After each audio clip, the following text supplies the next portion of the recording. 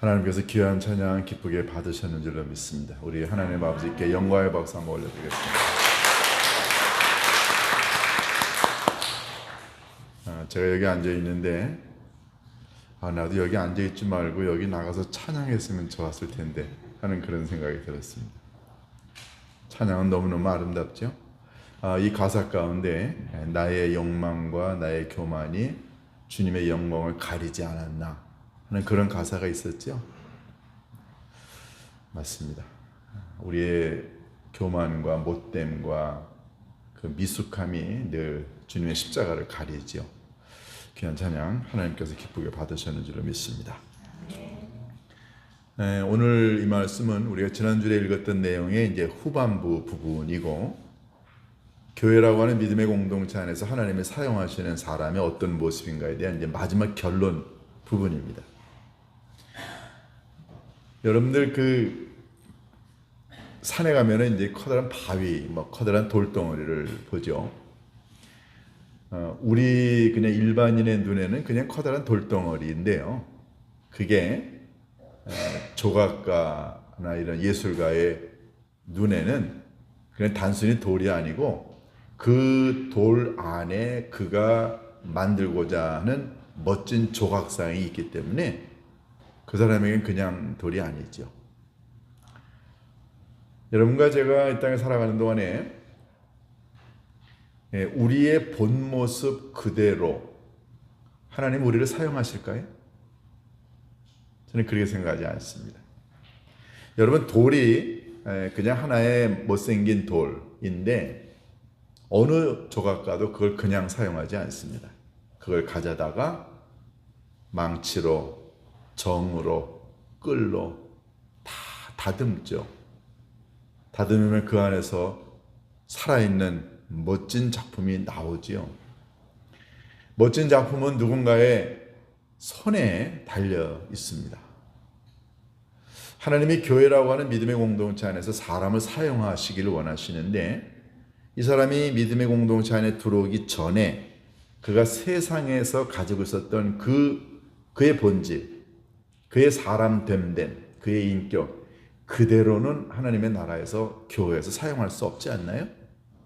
하나님은 조각가가 되셔가지고 여러분과 저의 인격을 다듬습니다. 툭하면 화내고, 툭하면 싸우고, 툭하면 욕하고, 툭하면 도둑질하고 사기치고, 분노를 조절하지 못해서 그가 경험했던 그 실수와 낭패 이런 것들을 하나님은 다 다듬으세요. 말씀으로, 때로는 기도로, 때로는 예배로, 때로는 누군가를 통해 우리의 모난 부분, 우리의 부족한 부분을 계속 다듬으시죠. 그래서 하나님은 여러분과 저를 하나의 그릇으로 만들기 원하세요.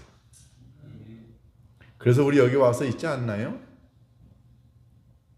예수님 믿기 전에 우리 모두의 삶이 그토록 투박하고 보잘것없었는데, 그래도 말씀 듣고 예배 드리고 성경 읽고 봉사하면서 조금씩 다듬어져서 여기까지 오지 않았나요?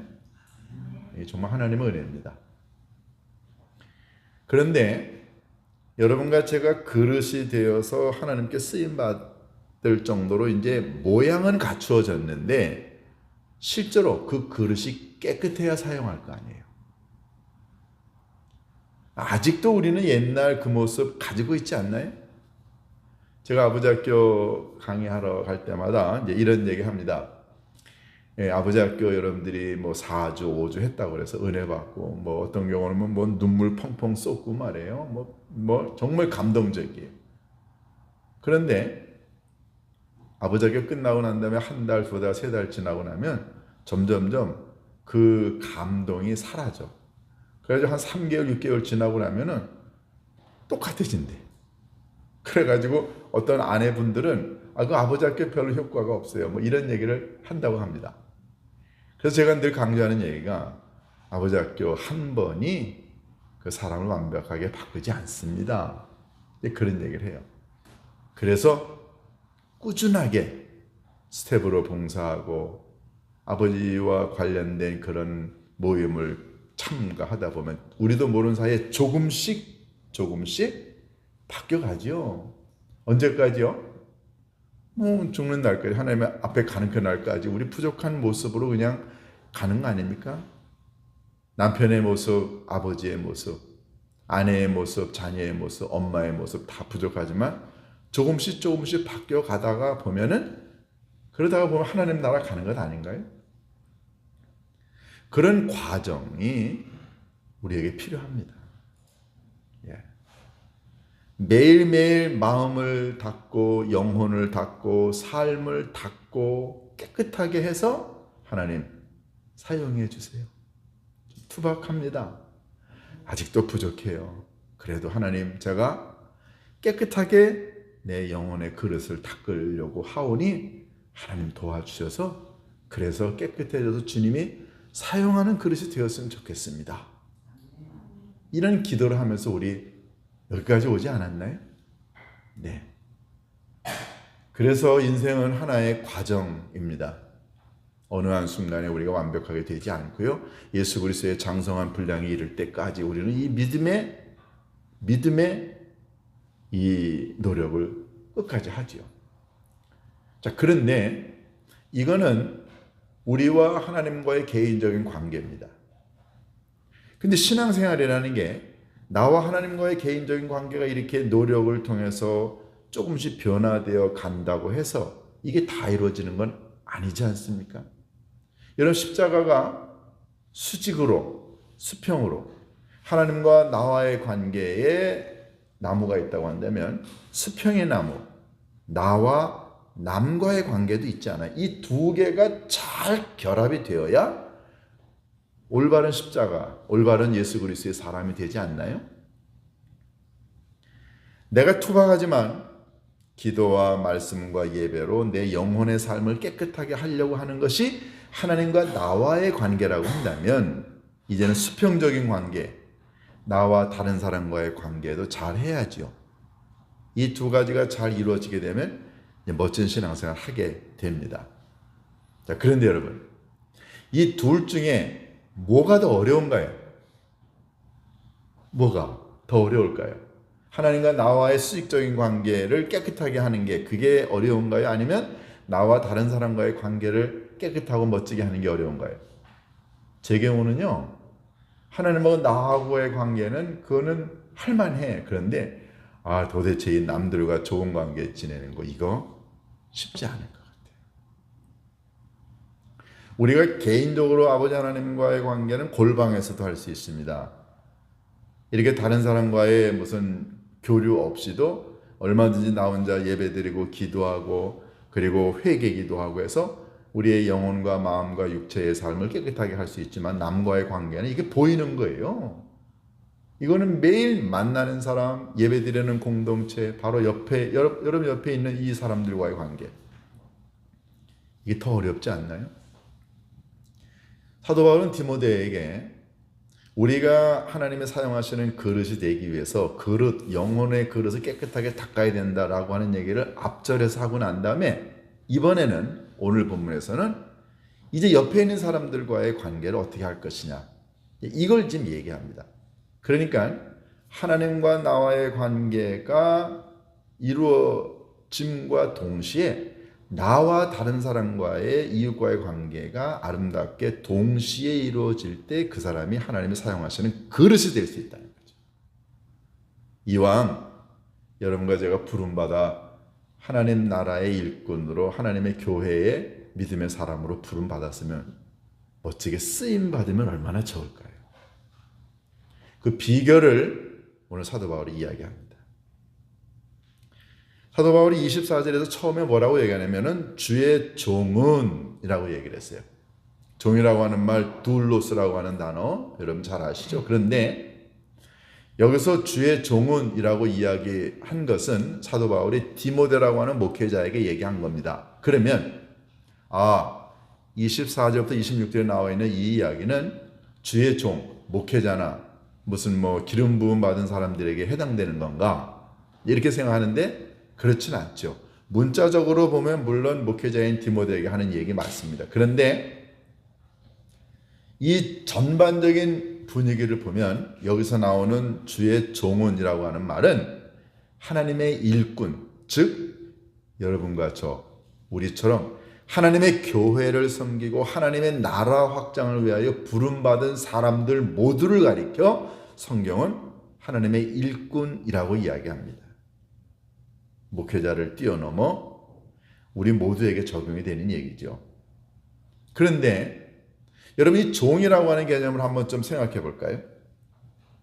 여러분과 제가 이 세상에 사는 동안에는 종이라고 하는 개념에 대한 이해가 별로 없습니다. 요즘에는 그런 종이라는 제도가 없으니까요. 그런데 유일하게 교회만 오면은 늘 성경은 너희는 종이다, 일꾼이다, 이런 얘기합니다.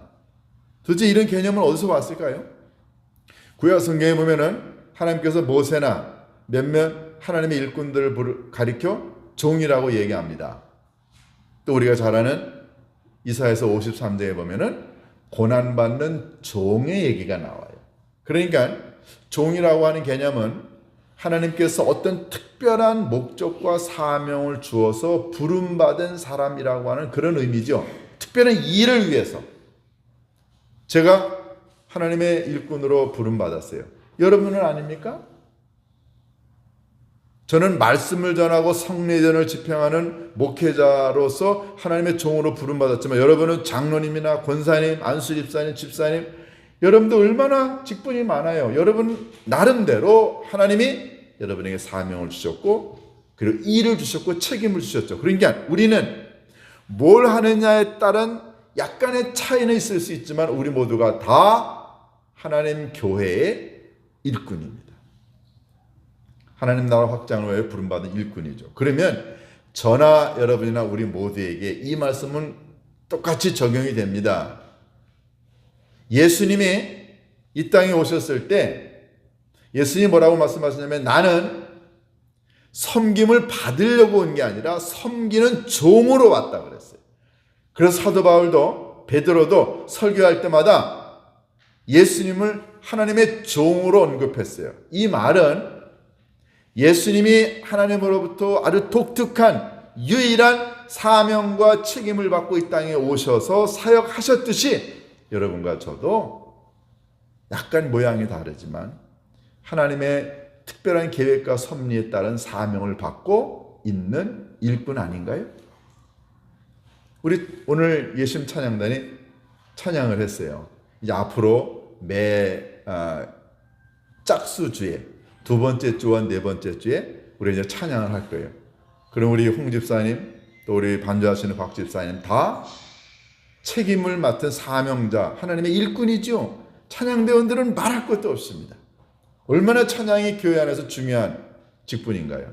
우리는 예외 없이 다 이렇게 섬기는 종으로 부름을 받았어요.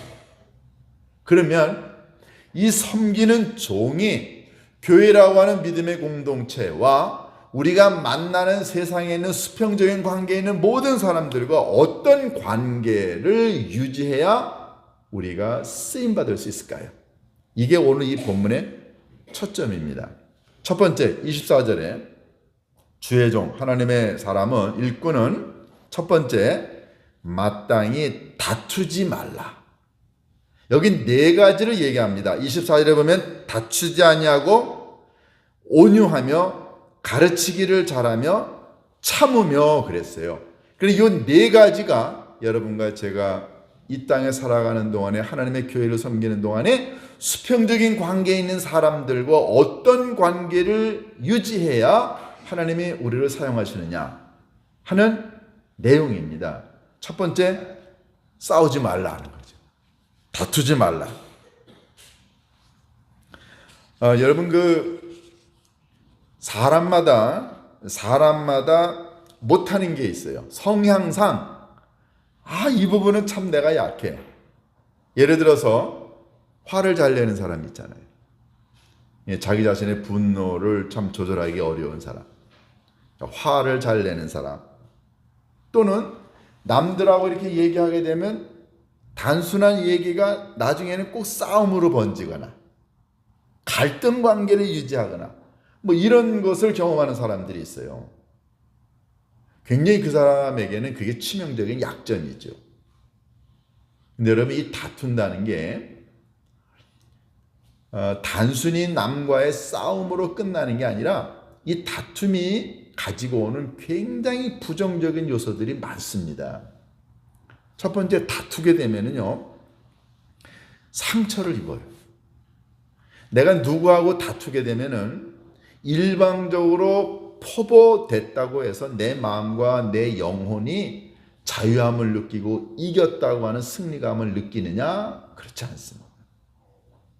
누군가의 관계에서 다투게 되게 되면 그걸 당하는 사람뿐만 아니라 포보되는 사람의 영혼도 상처를 받습니다.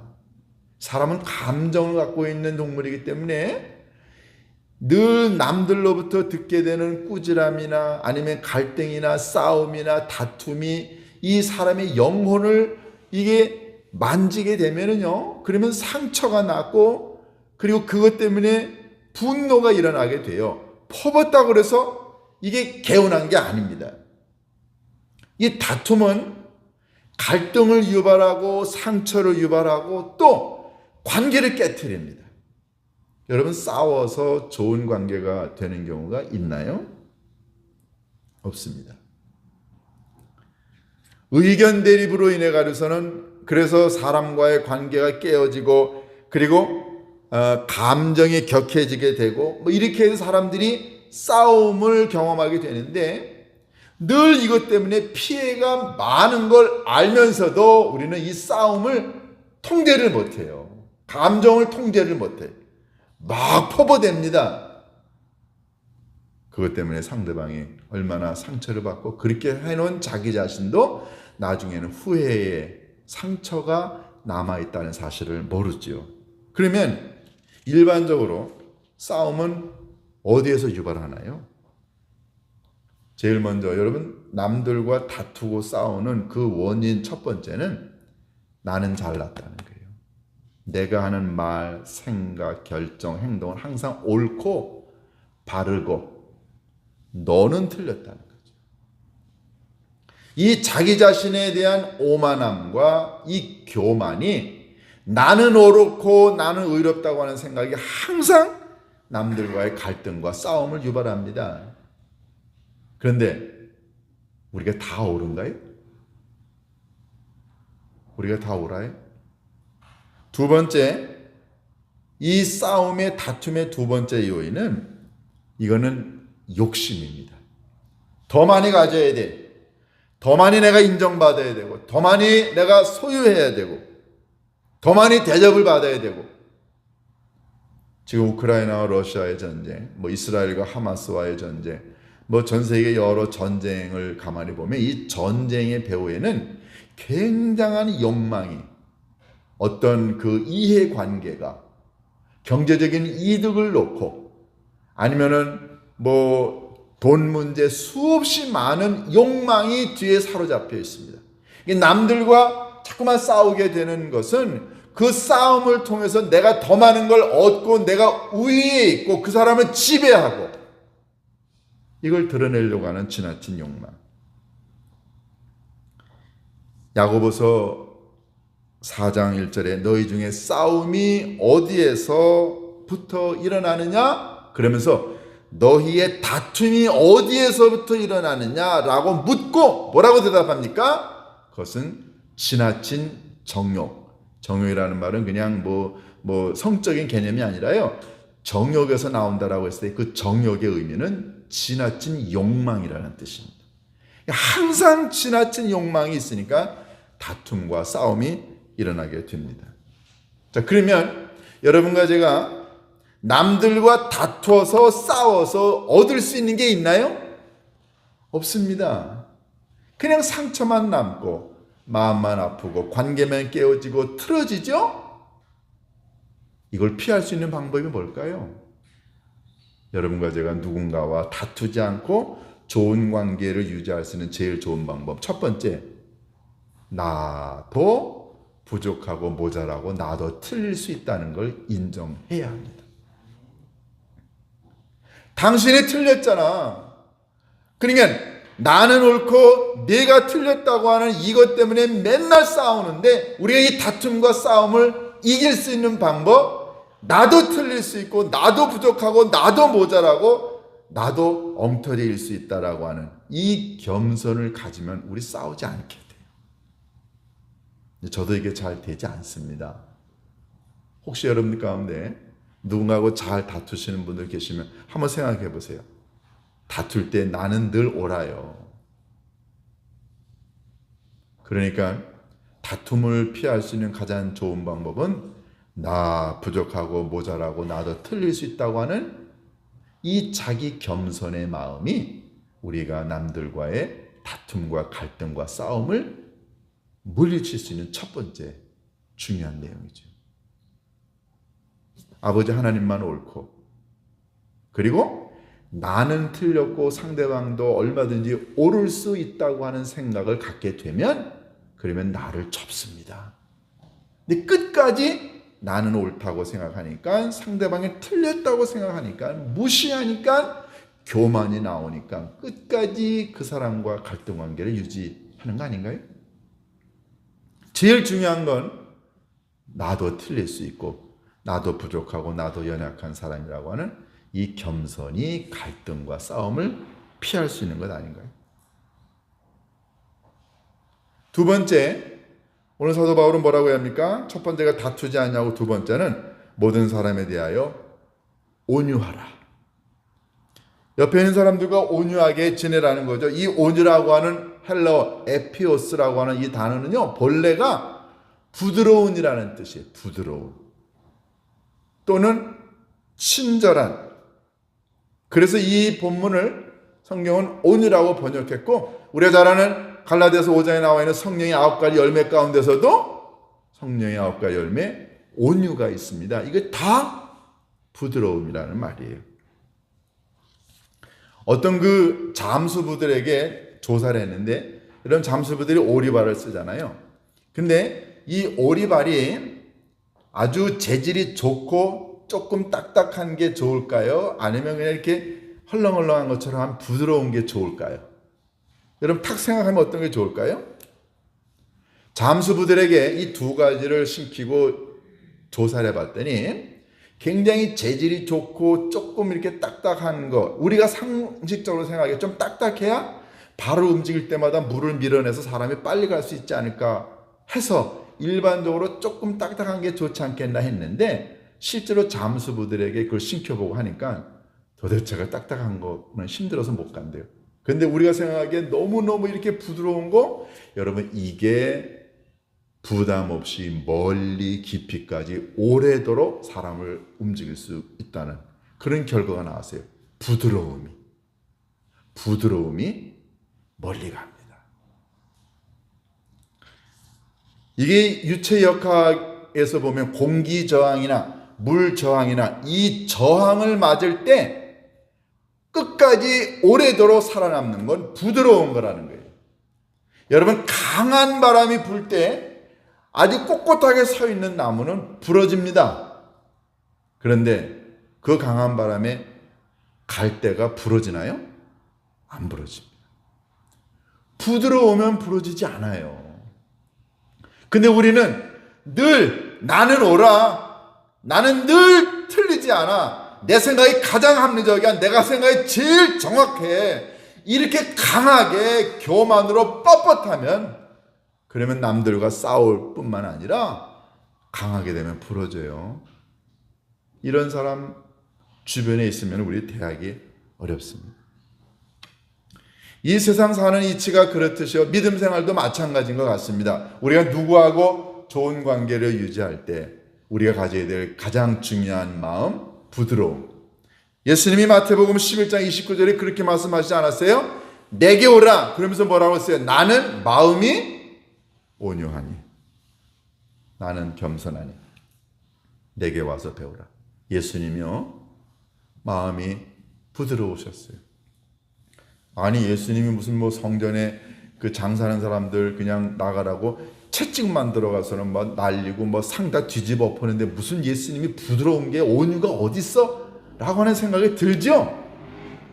불의에 대해서는, 불법에 대해서는 예수님 굉장히 강하셨지만 죄인과 그리고 세상에 허물 많고 그리고 세상에 정말로 보잘것없는 사람들, 예수님은 늘 그들에 대해서는 한량없는 죄인이라고 해서 예수님 회초리를 들거나 율법으로 대하지 않으셨습니다. 예수님은 항상 주변에 있는 사람들, 헐벗고 굶주리고 못나고 가진 것 없는 사람들에 대해서 예수님 부드러우셨어요. 이 부드러운 예수님의 마음,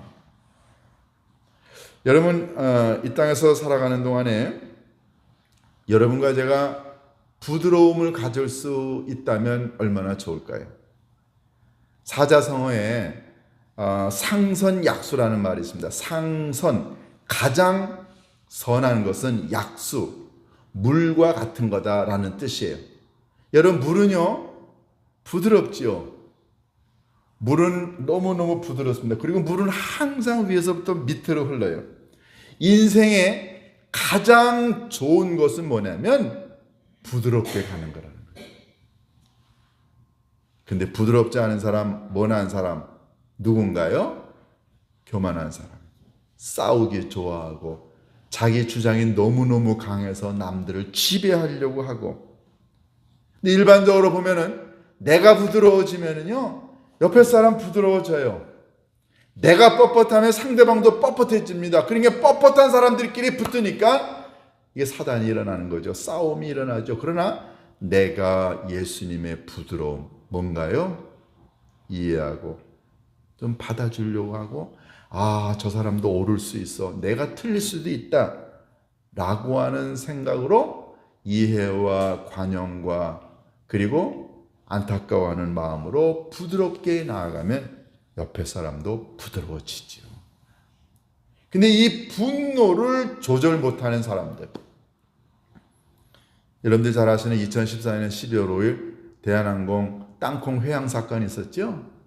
그 젊은 재벌 3가의 딸이, 물론 그 대한항공 부사장이었어요. 그건 무슨 땅콩 뭐 봉지째 갖고 왔다고 그 스튜어디스하고 사무장을 그 사람들 보는 앞에서 비행기 안에서 무릎 꿇이고 말해요. 그리고 내리라고 그러고 결국 45분 늦게 출발했고요. 그것 때문에 얼마나 커다란 그 문제가 됐나요? 그 어머니는 또 어떤 사람이에요? 평창동에 있는 자기 집에 있는 가정부들 오면 어느 날 생강인가 사갖고 오라고 그러는데 생강 안 사갖고 왔다고 머리를 때리고 빗자루로 때리고 침 뱉고 인간 취급 안 한 거, 그건 무슨 직원들한테 회의 자료 같은 거 던지는 거 우리 영상으로 다 보지 않았나요? 이게 2014년 12월 5일 날 이 대한항공 땅콩 회항 사건이 일어나고 난 다음에 4년 후에 2018년에 2월 달에 CNN이 방송 하나를 냈는데 그 방송이 어떤 건지 아십니까? 이 대한항공 이 집안에 관한 건데 그 기사의 제목이 뭔지 아세요?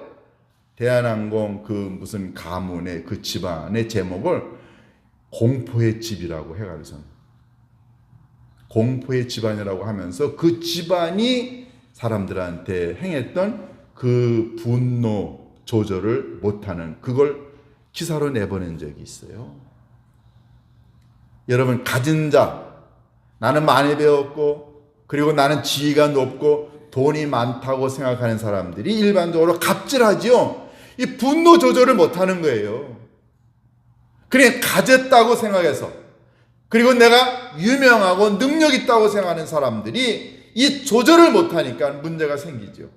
만약에 나는 가진 것 없고 나는 보잘 것 없고 나는 모자라고 나는 정말 이 죄인 중에 죄인이라고 하는 이런 의식이 우리 안에 있다고 한다면 우리 부드러워지게 됩니다. 여러분과 제가 신앙생활하는 동안에, 믿음의 삶을 살아가는 동안에, 아버지 하나님, 저는 죄인입니다. 나는 너무너무 부족하고 못났고 내 능력으로는 아무것도 못합니다. 이런 마음이 우리 안에 있게 되면 우리 다른 사람을 볼 때도 불쌍하게 여기고 그 사람과 좋은 관계를 맺게 되죠. 그 사람이 귀하게 보이고요. 그런데 내가 잘났고 많이 배웠고 가진 것 많다고 하니까 남들이 우습게 보이는 거죠. 그러니까 갑질합니다. 부드러움은 어디서 올까요? 그것은 겸손에서 옵니다. 겸손의 마음은 누가 주는 거예요? 겸손의 마음은 예수님이 주신 거예요. 이런 마음, 온유함으로 다른 사람을 대하게 되면, 부드러움으로 대하게 되면, 그럼 그 사람이 우리를 깔볼까요? 아닙니다. 이 온유함, 이 부드러움의 배후에는 성령님이 역사하세요.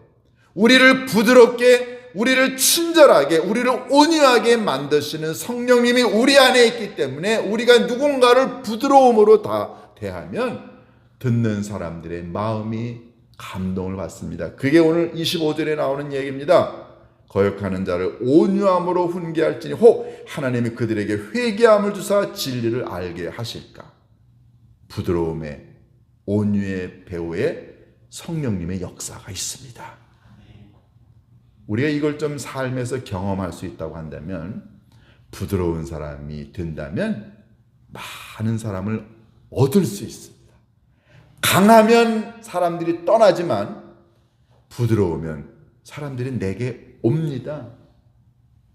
여러분과 제가 아버지 하나님께 쓰임받는 그릇이 되기 위해서 말씀으로, 예수님의 십자가의 능력으로 부드러워지고 온유해질 수만 있다면, 그러면 우리 많은 사람을 얻을 수 있지 않을까요?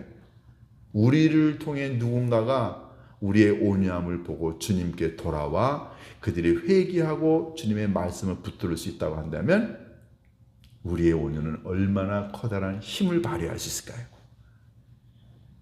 여러분과 제가 이 온유함을 통해서, 부드러움을 통해서 정말 하나님께 쓰임받게 되는 귀한 사람이 될 수 있기를 주님의 이름으로 축원합니다. 기도하십니다. 고마우신 아버지 하나님, 감사합니다. 하나님의 일꾼은 다투지 아니하고 모든 사람에 대하여 온유하라 했습니다. 하나님, 이 땅에 살아가는 동안에 예수 그리스도의 말씀으로, 성령의 능력으로 우리의 영육간의 삶이 부드러워지고 친절해지고 온유해져서 많은 사람들을 얻을 수 있도록 인도하여 주옵소서. 예수님의 이름으로 기도하옵나이다. 아멘.